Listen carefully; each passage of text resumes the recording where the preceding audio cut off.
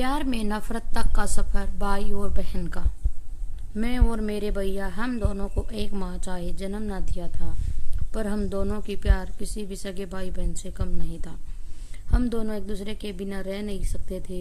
मेरे भाई मेरे बिना एक पल भी नहीं रह सकता था, और मैं भी उन्हें छोड़कर कुछ दूसरा ख्याल न ला सकती थी अपने दिमाग में। मेरे भाई मुझसे बहुत बड़े होने के बावजूद भी वो मेरे साथ एक छोटे बच्चे की तरह खेलते थे। हम दोनों बहुत लड़ते झगड़ते थे, लेकिन उसके बावजूद कभी भी हम दोनों में कोई दरार नहीं आई थी। भैया जब शादी किए थे तब मेरी मम्मी और पापा की भी शादी नहीं हुई थी। भैया ने तो लव मैरिज किया था। भैया और भाभी दोनों की जोड़ी राधा कृष्ण की जोड़ी जैसी थी। मैं जब पैदा हुई थी तब मेरे भाई के 2 बेटे हो चुके थे।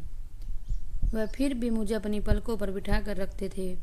भैया जहाँ भी जाते मेरे लिए कुछ न कुछ जरूर लाते, लेकिन वो कहते हैं ना, जो कोई भी चीज़ बेहद हो जाती है तो किसी की नज़र लग जाती है। कुछ ऐसा ही मेरे साथ हुआ। वह दिन मेरी ज़िंदगी के काले बादल जैसे थे, आज भी मुझे याद है। मैं भूल भी कैसे सकती हूँ। मेरी वह छोटी सी गलती की वजह से मैं मेरे भैया को हमेशा हमेशा के लिए खो बैठी। लेकिन सब कुछ इतना जल्दी हो गया कि किसी को कुछ भनक भी नहीं हुई। मैं कभी सपने में भी नहीं सोच सकती थी कि मैं भैया से इस तरह अलग हो जाऊंगी। वह दिन मुझे अभी भी याद है। उस दिन मैं मेरी सहेली के साथ बाहर जाने के वास्ते चुप चुप कर घर से बाहर जा रही थी। इतवार के कारण भैया ने उस दिन काम से छुट्टी लेकर घर पर थे। शाम का वक्त था, हर तरफ अंधेरा छाने लगा था। भैया ने मुझे बाहर जाते हुए देखकर मेरे पास आकर बहुत कुछ सुनाया। न जाने क्यों भाई को उस दिन क्या हुआ था। वो बहुत ज़्यादा गुस्से में थे। मुझे शाम के वक्त बाहर जाता हुआ देखकर उनके दिन भर का और गुस्सा, सारा भड़ास मुझ पर निकल गई। मैं बस उनकी बात सुनती ही रह गई और यह कहकर वो चले गए और मैं वहाँ पर खड़ी ही रह गई, जैसे कोई म्यूजियम में रखे हुए स्टैचू जैसे। भैया के मन में फिर क्या विचार आया वह तो सिर्फ ईश्वर जाने। वह मेरे पास दोबारा आकर फिर से मुझे डांटने लगे। मैं चुप ही थी, लेकिन पता नहीं, शायद मुझ में जैसे कोई भूत सवार हो गया। मैं अचानक भैया के ऊपर गुस्सा होकर बोल दिया, तुम होते कौन हो मुझे इतनी बात सुनाने वाले? तुम मेरे कुछ नहीं हो। तुम्हारा और मेरा कोई नाता नहीं है। हाँ, फिर और क्या था।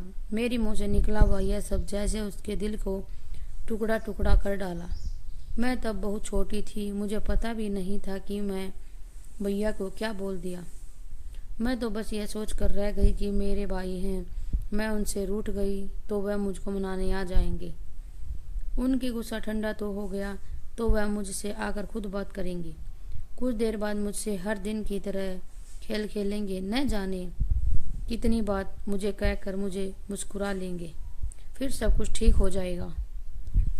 मेरे सोचने जैसा कुछ भी नहीं हुआ। मेरी वह बात भैया को हमेशा हमेशा के लिए मुझसे दूर ले गई। एक दिन गया, एक महीना गया, एक बरस भी चला गया, लेकिन भैया ने मुझसे न बात की, न मेरे साथ उनके पहले जैसा रिश्ता रहा। मैं तरसती रही मेरे भाई को पाने के लिए, लेकिन मुझे क्या पता था कि उनके दिल में मेरे लिए जो भी प्यार था वह नफरत में तब्दील हो चुकी है। मेरी लाख कोशिशों के बाद भी वह मुझसे कभी भी बात नहीं की। किसके दिल में जितनी मुश्किल से प्यार जगाते हैं, न वही प्यार किसी छोटी सी वजह से नफरत में तब्दील होने को एक पल भी नहीं लेता। इसलिए हम कभी अपने लोग हों या बाहर के लोग, हम क्या कहते हैं उस बात किसी को कैसा लगेगा, अच्छा या बुरा, यह सब कुछ ध्यान देना चाहिए। याद रखें, तुम्हारी एक बात किसी की ज़िंदगी सब्र बिगाड़ सकती है।